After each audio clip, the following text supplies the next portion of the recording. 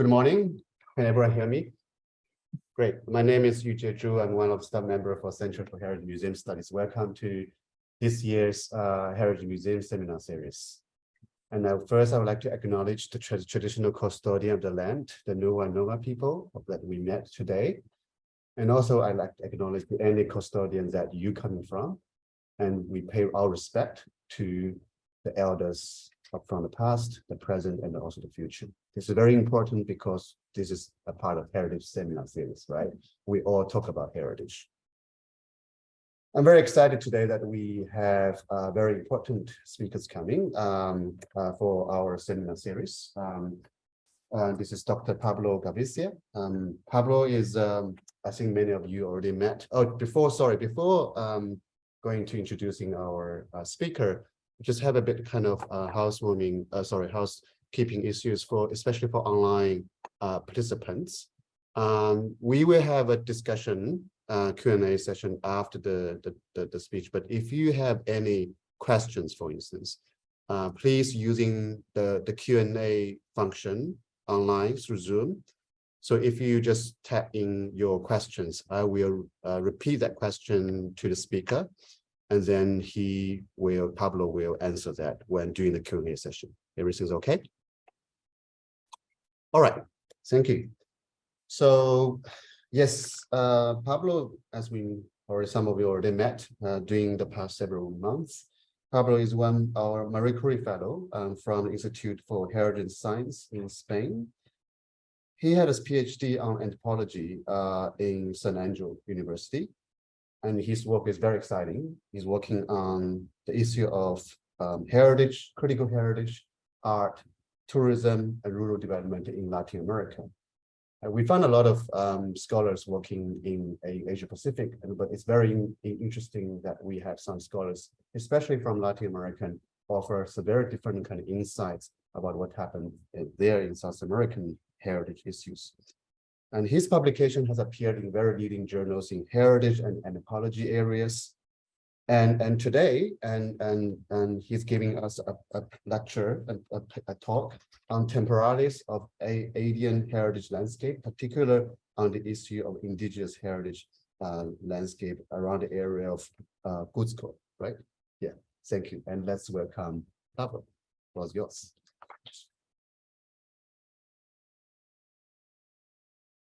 Right. Good morning, all.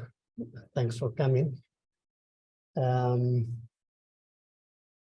Yeah, I just have to add to what you just said, that actually I'm writing a paper for publication out of this material. So any feedback you may provide will be definitely most helpful today, right? And without further ado, I'll go ahead with my lecture. Right. So in the Peruvian Quechua-speaking town of Chinchero, located along the circuit of the Second Valley of the Incas in between Cusco and Machu Picchu, struggles for the control and use of its pre-Hispanic archaeological legacy have a long history. The remains of the royal estate of Topa Inca Yupanqui, the son of the famous Inca ruler Pachacuti, are one of the most prominent ruins in the Cusco region. Along with those of Pisa, Ollantaytambo, and Machu Picchu. In addition to the ruins, Chinchero is also visited because of its renowned pre-Hispanic textile tradition. Nowadays, the town is crammed with sales-oriented textile centers run by women, where international and domestic tourists are educated in the ancient art of weaving through demonstrations and performance. Historically, the district of Chinchero was made up of three main ayllus or kin-based social groups, with strong sense of territoriality. The disruption and dispossession introduced by the Spanish domination during the colony, the ayllus reconstituted themselves and accommodated to the constraining conditions dictated by the haciendas, a situation that dragged on during the Republican period and well into the 20th century. With implementation of the 1969 National Agrarian Reform, led by President Velasco Alvarado, which expropriated the haciendas and redistributed the land in the highlands, the ayllus formally became comunidades campesinas, or peasant communities, with legal ownership of the land and communal land tenure in combination with more private arrangements. Starting in the 1980s, the rural town embarked on an accelerated process of urbanization with increase in the interactions with the city, as well as with the advent of tourism and other modernities. Nowadays, the epitome of such a reconversion of the district into an urban zone is the new Cusco International Airport being constructed in Chinchero, which will eventually replace the current one in Cusco, deemed too small for regional development plans. One of the consequences has been a conspicuous move towards land privatization and speculation. Back to the town's pre-Hispanic legacy, since its declaration as cultural heritage of the nation in 2002, and subsequent appropriation by the state, the Inca site with its associated Inca colonial small historic center have been the focus of aggressive conservation policies, dictated as much by a global conservation paradigm as by the expectations of a booming regional cultural tourism. To a large extent, such imperatives have run contrary to the interests, customs, and understandings of a local population with different heritage values. Such values are anchored in a different relationship with the material past and are informed more by practical and quotidian rationales of use and habitation, sustaining time, than by artistic or historical significance. Moreover, local heritage values are strongly linked to issues of sovereignty and jurisdiction, in such a way that no heritage makes sense without the recognition of territorial rights attached. Therefore, the alienation that ensued the conversion of the ruins into a heritage site should be properly contextualized within a long history of political and material dispossession of indigenous peoples in Peru, that started with the European colonization and that have ever since taken on different forms. The particularity now is the use of cultural heritage as a means of neo-colonization, as it happens with other indigenous peoples around the world, like in some parts of Australia. Indeed, the patrimonialization of the ruins has turned them into a de facto semi-private space, largely excised from the rest of the town and its social dynamics, and under the physical and symbolic control of heritage experts, mainly archaeologists and architects, working for the state. Before becoming a site, the ruins were part of the larger rural landscape of Chinchero.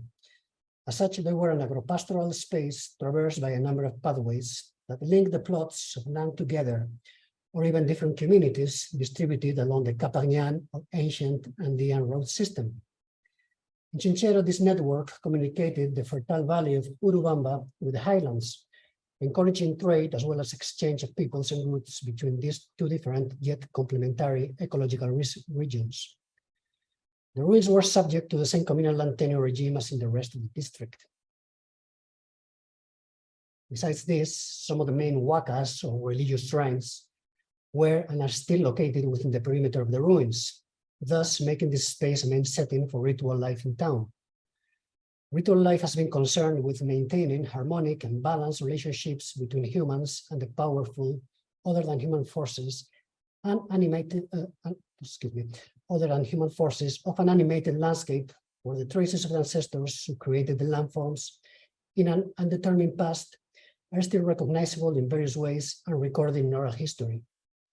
This link between the landscape and the past is crucial to understanding the ways in which community members have historically related to their ruins, more according to pragmatic logics of recycling and circulation of materials than to orthodox conservation practices, where the past is reified and continuities with the present are suppressed or diluted through the temporalities of conservation and restoration practices. In a sense, theirs is the dynamic conservation that draws from traditional land management systems informed by accentuated patterns of rotation and seasonality. These orthodox or authorized practices, endorsed by a rigid legal framework, take inspiration from the universal principles of the UNESCO Global Heritage Regime and are informed by Western ideas of monumentality, authenticity, and integrity. They operate both in spatial and temporal terms. As for space, by re-territorializing the ruins and subduing them to an authoritarian regime of governance characterized by physical and symbolic exclusion. Also by redrawing traditional boundaries, as well as by enforcing a set of legal restrictions that impinge on customary activity, such as agropastoralism and ceremonial life. These restrictions have negatively impacted local patterns of mobility within the site and have curtailed relationships with a historical landscape that has been turned to an icon through cleaning up practices for tourism consumption. Instead, they have favored the regulated and largely disembodied movement of tourists in an abstract space. And by abstract, I mean sterilized and devoid of identity that can be packaged and commodified. As for temporality, we're fashioning the ruins into space where time has been evacuated through restoration and conservation practices, and whereby all traces of contemporary activity have been largely removed, has signaled an irreversible split between the past and the present. In this regard, to meet the expectations of a cultural tourism that relies upon the production of difference, the archaeological site is kept as Inca as possible by reaffirming the monumentality and materiality of the site through restoration and maintenance work. At the same time, maintaining the temporal distinction in town between an archaeological zone, intangible, potentially touristic, and under the custody of the professionals of the past, and a non-archaeological one, has asserted the authority of heritage experts over that of community members. The same problem applies to the Inca colonial urban center, which by virtue of its categorization as historic, is similarly subjected to a set of restrictions and regulations derived from the temporal disjunctions created by the arbitrary divide between what is historic and what is not. Unsurprisingly, conservation imperatives in Chinchero are largely driven by cultural tourism and are therefore tied to economic agendas and initiatives, like the large-scale process of enhancement of pre-Hispanic ruins in Peru, that underline the link between conservation and capitalism and the contradictions often involved in this relationship. The current construction of the Chinchero airport in the name of tourism and development testifies to this tension, as it is destroying the very same landscape that the visitors come to see. Current models of archaeological heritage conservation in Chinchero are hindering intercultural dialogue between community members and heritage managers of urban background. In the same manner that national parks often ignore cultural aspects and long-term custodian responsibilities of indigenous peoples the world over, archaeological sites in Peru neglect contemporary cultural dynamics within their boundaries. This is conservation predicated upon the separation between nature and humans, which runs contrary to holistic Andean worldview where people and things live together. The nature-culture divide is sanctioned in a Peruvian legislation that abides by the 1972 UNESCO Convention on Natural and Cultural World Heritage and the 2005 UNESCO Intangible Heritage Convention. Peruvian law clearly differentiates between protected national areas and cultural heritage of the nation. Cultural landscapes belong to the latter category, and Chinchero, as part of the Sacred Valley of the Incas that was declared cultural heritage of the nation in 2006, is classified as such as a cultural landscape. However, archaeological sites are just but one category within a wide typological range of cultural landscapes recognized by the law. The contradiction is that while long-term, ongoing, and intimate connections between historical communities and landscapes are emphasized and even encouraged in the legislation, archaeological sites get around this rationale by becoming highly regulated and coercive spaces under the protection of the state and virtually devoid of social practice. The fact that sites in Peru are regularly managed by archaeologists and architects with the reified visions of the material past and their patriotic understanding of their mission has surely something to do with it. A possible way to bridge the nature-culture gap would be to allow the figure of cultural landscape to retake central stage in detriment of that of the archaeological site. Similarly, the Inca Colonial Urban Center would benefit from the historic urban landscape perspective promoted by the UNESCO.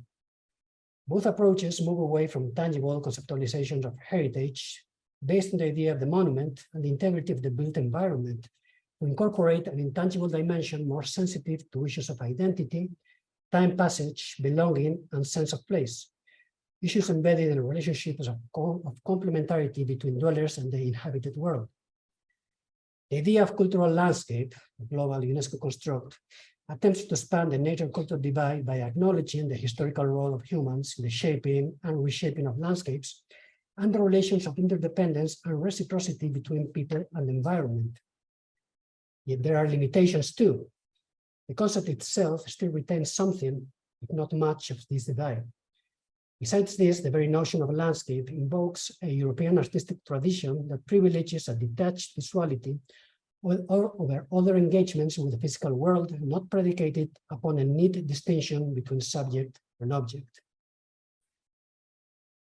Nor can the notion of cultural landscape fully account for the complexity and richness of indigenous conceptualizations of these relationships, as condensed, for example, in the concepts of Pacha in the Andes or country in Aboriginal Australia, and of the responsibilities they involve in terms of caring. Both Pacha and country weave together in non-linear temporal frameworks that collapse clear boundaries between the past, the present, and the future, the intimate traces of human and non-human action over a landscape conceptualized as a living, sentient, and nurturing entity. By stressing these links since time immemorial, they foreground the main role of the descendant populations as rightful custodians and managers. By contrast, the figure of the cultural landscape, arguably alien or meaningless for many indigenous peoples, comes across as politically innocuous in comparison, as it may silence power relations inherent in the historical production of territories. These power relations are played out, for example, in heritage-related spheres, like the discrepant stories that do not make their way into the official narratives of parks and sites, or in the imbalances in decision-making positions between experts and community representatives. For these reasons, the cultural landscape as a category is still probably too weak and too embedded in the global heritage apparatus so as to seriously challenge entrenched structures of power, even if it may be a step forward in terms of indigenous rights recognition. Keeping this last remark in mind, and in spite of the previous criticism, what would the implications be of the management of the archaeological site of Chinchero as a living cultural landscape? First and foremost, the recognition of its social dimension associated with traditional activity. Second, and consequently, the reintroduction of customary landscape practices proper to a tradition of land caring inscribed in long-standing Andean institutions. This reintroduction of landscape practices and associated folk histories with their own temporalities and spatial orders would encourage in turn the resocialization of the abstract space of the ruins and the recovery of its former condition as place. Such move would not be necessarily incompatible with current development activities like tourism or others.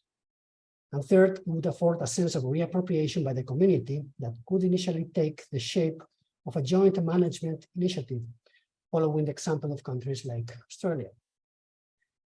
It is now my intention for the second part of this paper to examine two specific landscape practices in Chinchero with their associated temporalities.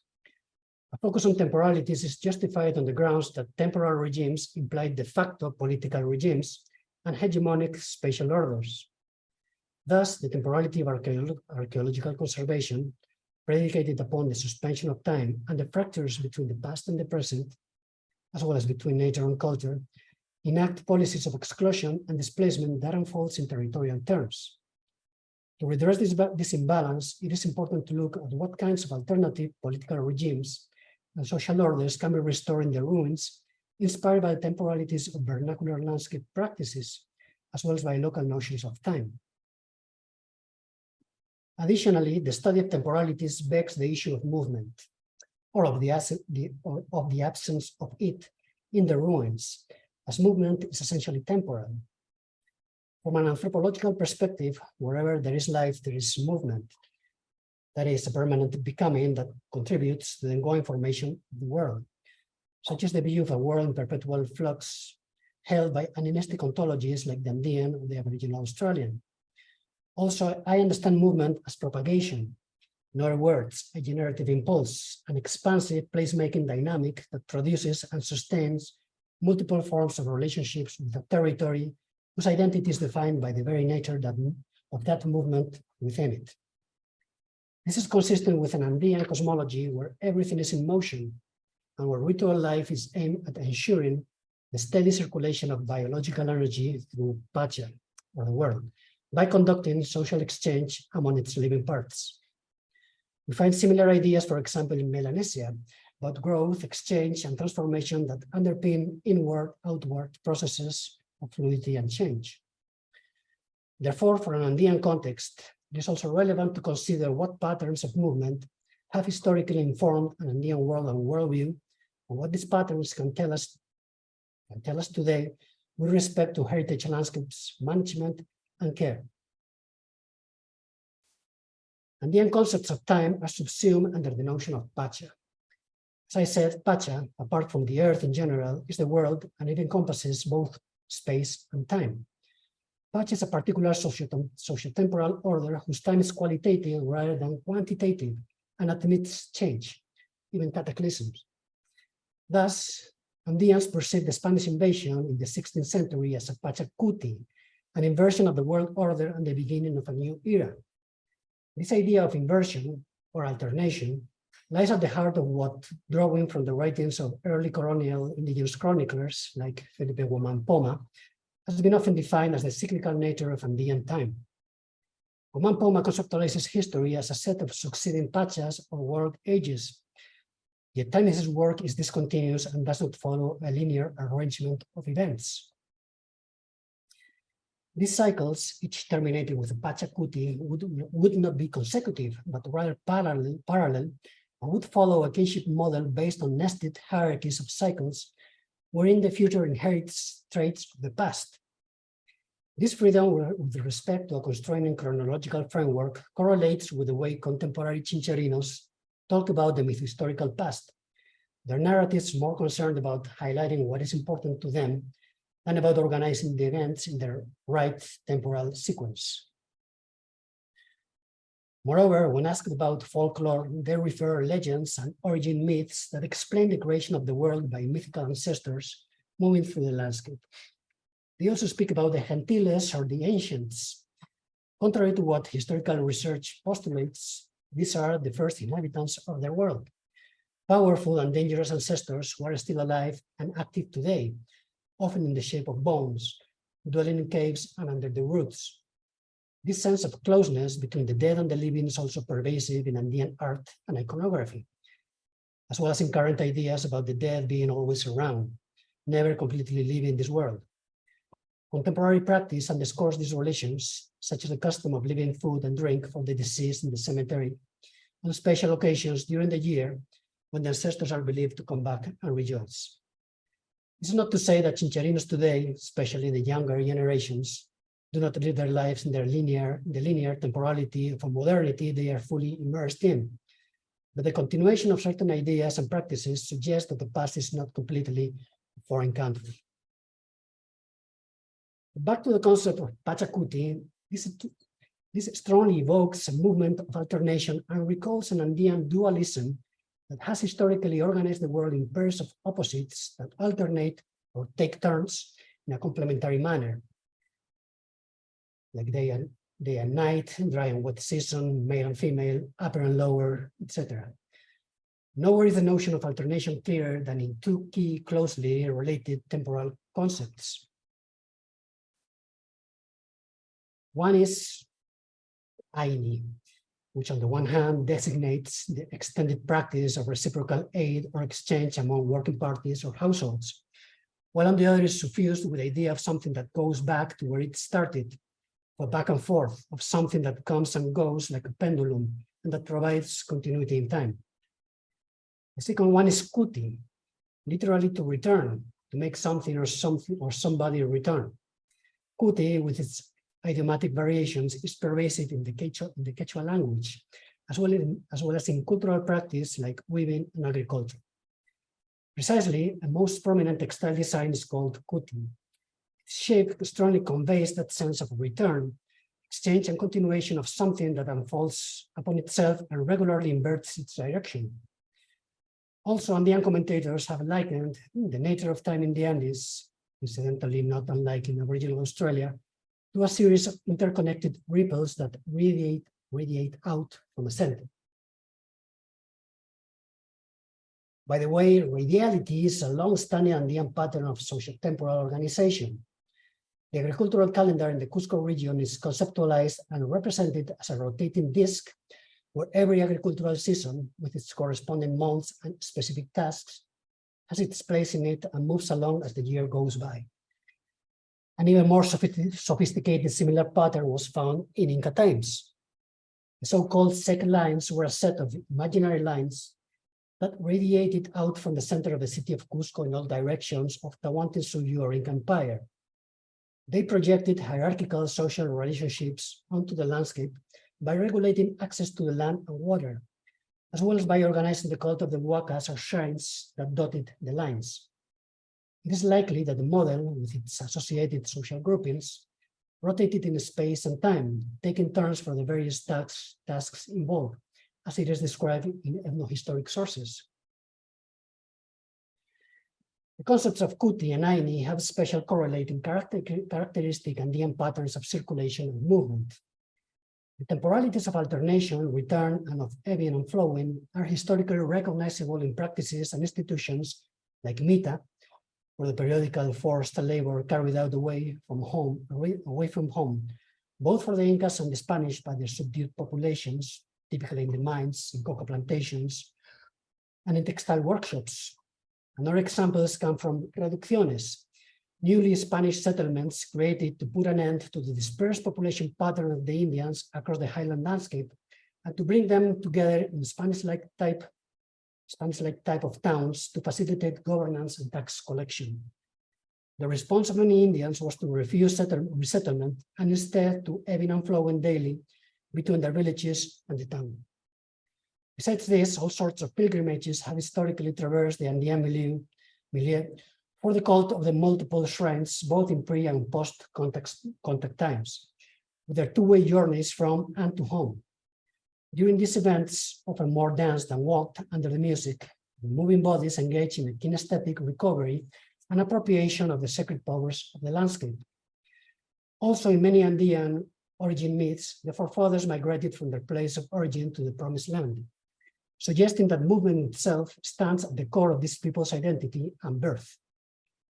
In the Huarochiri manuscript, the prime ethnohistoric source is the creative movement of the huacas, sacred beings and places, what shapes the landscape forms and the world more generally. This is also consistent with Australian Aboriginal myths of the Dreamtime and of movement of the ancestors through the landscape. Today, two landscape practices in Chinchero provide clues as to how vernacular temporalities, uses of space, and movement patterns can be successfully applied in a heritage management model more sensitive to indigenous historical experiences. The first one is muyui, a Quechua word that can be translated as to rotate, to spin, go in circles, or take turns. This is an old-standing principle of social organization, whereby communal land is distributed among families according to their size and needs. These plots are in practice inherited and passed down within each family, even if families legally remain users and not owners.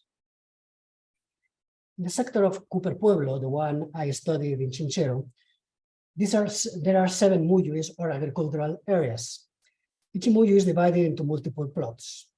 Typically, each family have land in every muyu. The system rotates annually, normally clockwise, but not necessarily. Out of the 7 muyuis, 3 or 4 remain fallow each year to allow the land to recover for a period of several years. The first year, potato is planted in the designated muyu. The second year, the potato rotates to the next muyu, and green bean, or a similar crop, is planted in the first muyu. In the third year, the potato moves on to the following muyu. The green bean rotates to the second muyu, and in the first muyu, typically grass or barley is planted and used as forage for the livestock. I hope this is clear. The system keeps rotating this way, but by the 4th year, the first muyu goes fallow for some 3 or 4 years, when it is devoted to cattle grazing. And so do the other muyus in a consecutive manner, as muyu progresses until a 7-year cycle is completed. This cycle combines with a 3-year round, potato, green bean, and barley, proper to each plot. This combination of a 7 and a 3-year cycle is consistent with the polycyclical nature of Andean organization in rural areas, whereby farmers have to handle a multiplicity of crop cycles in parallel in a highly diverse Andean ecosystem. Every year, community members agree on a specific date for harvesting, typically around May during the harvest season. They do it together in a synchronized manner to prevent the cattle from trespassing into somebody's land and ruin the harvest. The benefits of Muyu are various. First, the land is worked in an orderly, collective manner, fostering group cohesion and identity, as well as a diversified crop production. Crop rotation, together with the alternation of production and fallow periods, additionally promotes sound ecological management, as it avoids pests and minimizes the use of chemicals. Besides this, rotation forces comuneros, community members, to travel through community land. This in turn enhances a sense of territoriality, enables the transmission of knowledge, reinvigorates the landscape, and renovates intimate ties with it through an array of associated landscape practices like walking, naming the land, storytelling, libations to the apus or protective mountain spirits, and others. Furthermore, Muyu is a matter of food security. By regularly rotating crops and muyuis, a sustained annual production is ensured in a highly unpredictable and hostile environment. The second landscape practice is LINDERAJE. This is a festival held in February, at the peak of the rainy season and the maturation of the crops, whereby community members work in circles around the communal boundaries. As they walk about, they honor the milestones that dot the landscape and mark the boundaries between communities. Milestones, for the most part in the shape of earth mounds, are acknowledged as ancestors. Their names, a combination of Christian and Andean nomenclature, are called out and celebrated.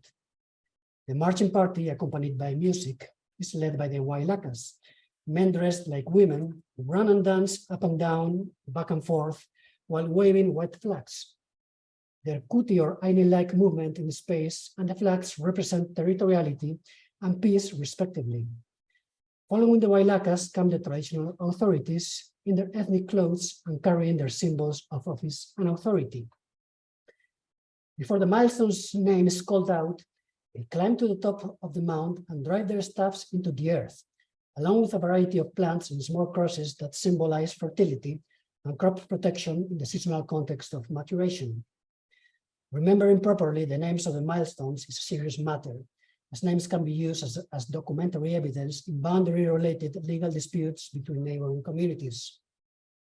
But LINDERAJE, apart from being a festival, is also the main faena of the year. That is a collective work for the benefit of the community, as it is related to land property and agricultural production. Therefore, that day, comuneros carry their picks and spades with them to replenish the soil lost during the year or to restore the milestones to their original position, in case they have been moved by a neighboring community with the intention of annexing an extra portion of land.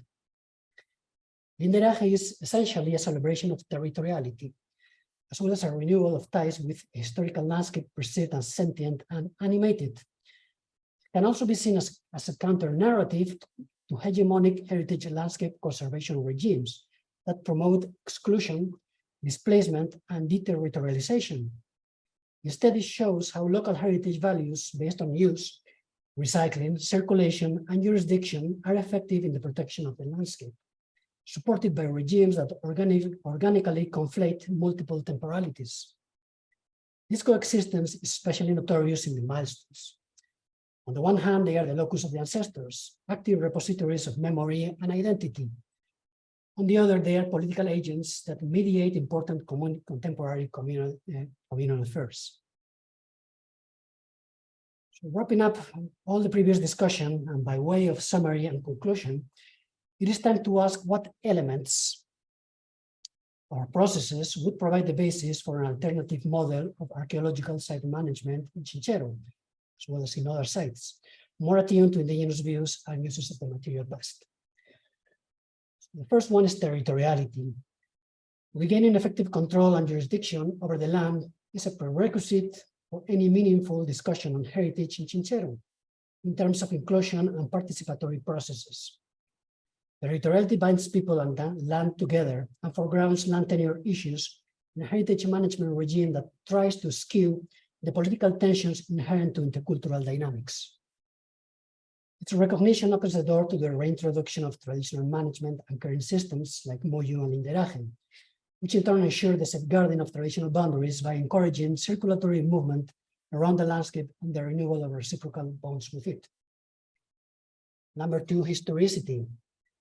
The imposition of an archaeological regime of conservation, along with an atemporal and static monumentalist paradigm, have suspended time in the ruins, have separated the past from the present, and have removed this encapsulated space from the flow of local history with its ongoing social dynamics. Bringing back the local temporalities, embedded in social practice and ritual, with a strong sense of alternation, exchange, and continuity in time, will restore to the ruins their full temporal and historic condition. Additionally, rehistorizing the ruins means the reintroduction of another historical modes beyond archaeological narratives and the mythologized history of the Incas and Spanish invaders.